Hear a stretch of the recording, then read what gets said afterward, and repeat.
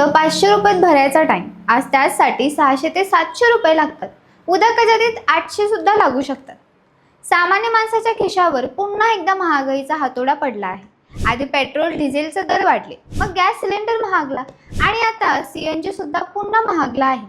फक्त एका महिन्यात 3 वेळा झालेली दरवाढ आता देशभरात चिंतेचा विषय बनली आहे. कारण हा फक्त इंधनाची दरवाढ नाहीये, तर यामागे लपले एक मोठं आर्थिक वादळ. मध्य पूर्वेतील युद्ध, जागतिक तेल बाजारातील अस्थिरता, भारताचा आयातीवर असलेलं अवलंबित्व आणि सरकारची मोठी कसरत, या सगळ्याचा थेट परिणाम आता तुमच्या आणि माझ्या खिशावर होतो. प्रश्न फक्त इतकाच नाही की सीएनजी एका रुपयाने महागला. प्रश्न हा आहे की आता पुढे काय? दूध, भाजी, प्रवास, auto, taxi, transport, online delivery सगळंच महागणार आहे. आणि जर असं सुरू राहिलं तर भारतात पुन्हा एकदा महागाईचा स्फोट होणार का? आजच्या या व्हिडिओमध्ये आपण सुरुवातीपासून आत्तापर्यंतची संपूर्ण कहाणी समजून घेणार आहोत. सीएनजी दरवाढीचं खरं कारण काय? पेट्रोल डिझेलचे दर अचानक का वाढले? सरकारवर कोणता दबाव आहे? आणि सर्वात महत्त्वाचं म्हणजे याचा सामान्य माणसाच्या आयुष्यावर नेमका किती मोठा परिणाम होणार आहे. नमस्कार, मी किशोरी खांडेकर आणि तुम्ही पाहता अनफिल्टर्ड महाराष्ट्र. मित्रांनो, अनेक वर्षापासून भारतात पेट्रोल आणि डिझेलच्या किमती जवळपास स्थिर होत्या. दररोज किमतीमध्ये काही पैशांची चढ उतार व्हायची, पण मोठ्या प्रमाणात वाढ होत नव्हती. कारण सरकार आणि तेल कंपन्या जागतिक बाजारातील वाढलेले दर स्वतः ऑब्झर्व करत होत्या. पण 2026 मध्ये परिस्थिती अचानक बदलली. मध्य पूर्वेत सुरू झालेल्या तणावाने संपूर्ण जग हादरलं. इराण आणि अमेरिकेच्या संघर्षामुळे जागतिक तेल बाजारात भीतीचं वातावरण निर्माण झालं. जगातील सर्वात महत्त्वाच्या तेल मार्गांपैकी एक असलेला स्ट्रेट ऑफ हॉर्मुझ वर संकट निर्माण झालं. जगभरातील जवळपास 20% कच्चं तेल या मार्गाने वाहतं. जर या मार्गावर अडथळा निर्माण झाला तर तेलाचा पुरवठा विस्कळीत होऊ शकतो, अशी भीती निर्माण झाली. आणि जसं युद्धाचं वातावरण वाढत गेलं तसं आंतरराष्ट्रीय बाजारात कच्च्या तेलाचे दर झपाट्याने वाढू लागले. भारत हा जगातील तिसरा सर्वात मोठा तेल आयात करणारा देश आहे. म्हणजेच आपल्याला लागणारे बहुतांश तेल आपण बाहेरच्या देशांकडून विकत घेतो. त्यामुळे जागतिक बाजारात तेल महागलं की त्याचा थेट परिणाम भारतावर होतो. सुरुवातीला सरकारने परिस्थिती नियंत्रणात ठेवण्याचा प्रयत्न केला. तेल कंपन्यांनी काही काळ तोटा सहन केला. पण जसजसे जागतिक दर वाढत गेले तसतसं सरकारी तेल कंपन्यांवर आर्थिक दडपण वाढत गेलं.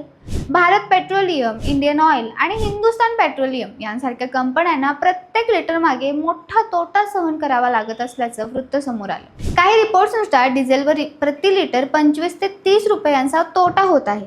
आणि मग आला 15 मे 2026 हा दिवस. जवळपास 4 वर्षानंतर भारतात पेट्रोल, डिझेल आणि सीएनजीचे दर मोठ्या प्रमाणात वाढवण्यात आले. पेट्रोल आणि डिझेलमध्ये प्रत्येकी जवळपास 3 रुपयांची वाढ झाली, तर सीएनजीच्या दरात 2 रुपये प्रति किलो वाढ करण्यात आली. दिल्लीमध्ये सीएनजीचा दर 79.9 रुपयांवर पोहोचला. अनेक लोकांना वाटलं की ही एकदाच झालेली वाढ असेल, पण खरी धक्का देणारी गोष्ट अजून बाकी होती. 15 मेच्या दरवाढीनंतर अवघ्या 2 दिवसात म्हणजे 17 मे रोजी पुन्हा सीएनजी महागला. यावेळी प्रति किलो 1 रुपयांची वाढ करण्यात आली. म्हणजेच 2 दिवसात सीएनजी तब्बल 3 रुपयांना महागला होता. ऑटो चालक, कॅब ड्रायव्हर्स, डिलिव्हरी बॉयज आणि रोज हजारो किलोमीटर वाहन चालवणारे लोक यामुळे संतप्त झाले. कारण पेट्रोल डिझेलच्या तुलनेत सीएनजी स्वस्त आणि किफायतशीर पर्याय मानला जात होता. अनेकांनी जास्त खर्च करून सीएनजी गाड्या घेतल्या होत्या. पण आता सीएनजी देखील वेगाने महाग होत असल्याने लोकांचं आर्थिक गणित कोलमडू लागलं. लोक अजून पहिल्या 2 वाढींमधून सावरत नाहीत तोपर्यंत 19 मे रोजी पुन्हा पेट्रोल आणि डिझेल महागलं. पेट्रोल प्रति लिटर 87 पैशांनी आणि डिझेल 91 पैशांनी वाढलं. अनेक शहरांमध्ये पेट्रोल पुन्हा 100 रुपयांच्या जवळ पोहोचलं. डिझेलही 90 रुपयांच्या पुढे गेलं. सरकारकडून सांगण्यात आलं की देशात इंधनाचा पुरेसा साठा आहे आणि नागरिकांनी पॅनिक बाईंग करू नये. पण सामान्य माणसाच्या मनात एकच भीती होती. आज 90 पैसे वाढले, उद्या पुन्हा किती वाढणार? आणि अखेर 23 मे रोजी पुन्हा एकदा मोठी घोषणा झाली. पेट्रोल आणि डिझेलच्या दरात पुन्हा वाढ करण्यात आली. पेट्रोल 87 पैशांनी महागलं आणि डिझेल 91 पैशांनी वाढलं. याच दिवशी सीएनजी मध्येही आणखी 1 रुपयांची वाढ झाली. आता दिल्लीमध्ये सीएनजीचा दर 81.9 रुपये प्रति किलोवर पोहोचला. म्हणजे अवघ्या 8 ते 10 दिवसात सीएनजी तब्बल 4 रुपयांनी महागला होता. पेट्रोल डिझेलमध्ये मिळून जवळपास 5 रुपयांची वाढ झाली होती. आता तुम्ही म्हणाल 1 रुपयाने काय फरक पडतो? पण मित्रांनो, इंधनाच्या किमती ही फक्त पेट्रोल पंपावरची गोष्ट नसते. इंधन महागलं की देशातील प्रत्येक वस्तू महाग होते, कारण ट्रान्सपोर्ट महागतो, ट्रकचा खर्च वाढतो, शेतातून शहरात माल आणण्याचा खर्च वाढतो, भाजी, फळ, दूध, किराणा, बांधकाम साहित्य, ऑनलाईन डिलिव्हरी, बस, ऑटो, टॅक्सी सगळ्यांवर परिणाम होतो. महागाईची साखळी इथून सुरू होते. त्यामुळे सीएनजीच्या 1 रुपयाच्या वाढीचा परिणाम लाखो लोकांच्या रोजच्या जीवनावर होतो. विशेषतः शहरी भागात सीएनजीवर चालणाऱ्या ऑटो आणि कॅब सेवांवर याचा मोठा परिणाम होतो. पुणे, मुंबई, दिल्ली, नोएडा, गाझियाबाद, अहमदाबाद यांसारख्या शहरांमध्ये हजारो वाहनं सीएनजीवर चालतात. अनेक ऑटो चालकांचं म्हणणं आहे की आता रोजच्या कमाईतून मोठा हिस्सा फक्त इंधनात जातो आणि काही जणांचं भाडेवाढ करण्याची मागणी सुरू केली आहे. जर ऑटो आणि कॅबचे दर वाढले तर त्याचा थेट परिणाम सामान्य प्रवाशांवर होणार आहे. आता प्रश्न निर्माण होतो की सरकार दर कमी का करत नाही? याचं उत्तर थोडं गुंतागुंतीचं आहे. भारत सरकारला एका बाजूला महागाई नियंत्रणात ठेवायची आहे, तर दुसऱ्या बाजूला तेल कंपन्यांचं नुकसानही थांबवायचं आहे. जर सरकारने दर वाढू दिले नाहीत तर तेल कंपन्यांना प्रचंड तोटा सहन करावा लागू शकतो आणि जर दर वाढू दिले तर जनतेचा रोष वाढतो.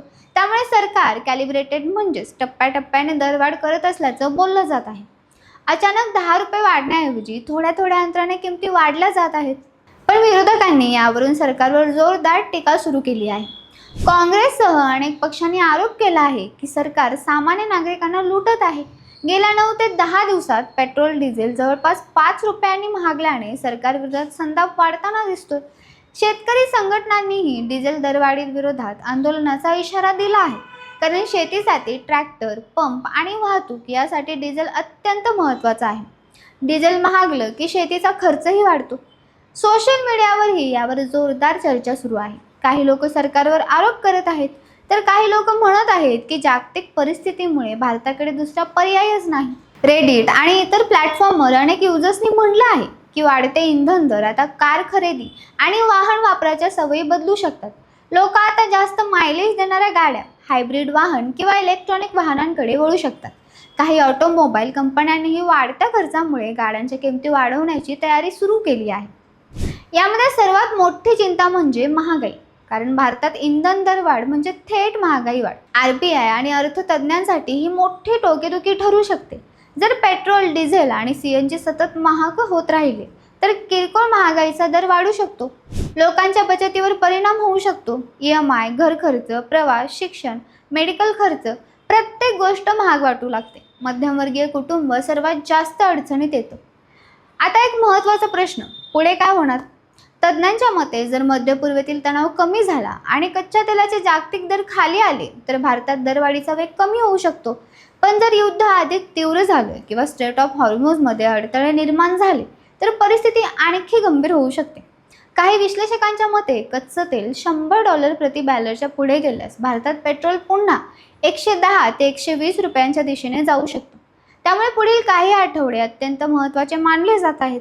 सरकारकडून मात्र सध्या नागरिकांना आश्वासन दिलं जात आहे की देशात इंधनाचा पुरेसा साठा उपलब्ध आहे आणि परिस्थितीवर सतत लक्ष ठेवलं जात आहे. पण सामान्य माणसासाठी मोठा प्रश्न अजूनही तोच आहे, महागाई थांबणार कधी? कारण एका बाजूला पगार तेवढेच आहे, पण खर्च मात्र दिवसेंदिवस वाढत चाललाय. कल्पना करा, रोज ऑफिसला जाणारा एक कर्मचारी, मुलांना शाळेत सोडणारा एक वडील, दिवसाला 12 तास ऑटो चालवणारा ड्रायव्हर, डिलिव्हरी करून घर चालवणारा तरुण, या प्रत्येकाच्या आयुष्यावर या दरवाढीचा थेट परिणाम होतो. त्यांच्या कमाईत वाढ नाही, पण खर्च सतत वाढतोय. त्यामुळे आता ही फक्त आर्थिक बातमी राहिलेली नाही, तर ती सामान्य माणसाच्या जगण्याची लढाई बनली आहे. आणि म्हणूनच आज देशभरात एकच चर्चा सुरू आहे, आता पुढे काय? पेट्रोल डिझेल पुन्हा वाढणार का? सीएनजी अजून महागणार का? सरकार काही दिलासा देणार का? की सामान्य माणसाला अजून मोठ्या महागाईसाठी तयार राहावं लागणार आहे? कदाचित पुढचे काही दिवस भारताच्या अर्थव्यवस्थेसाठी निर्णायक ठरतील, कारण इंधन हा फक्त एक उत्पादन नाही, तर संपूर्ण अर्थव्यवस्थेचं इंजन आहे. आणि जेव्हा त्या इंधनाचा खर्च वाढतो तेव्हा त्याचा धक्का देशातील प्रत्येक घराला बसतो.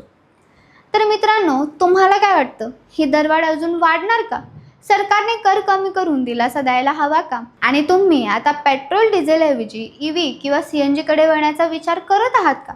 तुमचं मत आम्हाला कमेंटमध्ये नक्की सांगा. आणि अशाच मोठ्या बातम्यांचं सखोल विश्लेषण पाहण्यासाठी चॅनलला सबस्क्राईब करा, कारण पुढची महागाईची लाट कधी येईल हे कोणालाच माहीत नाही. धन्यवाद.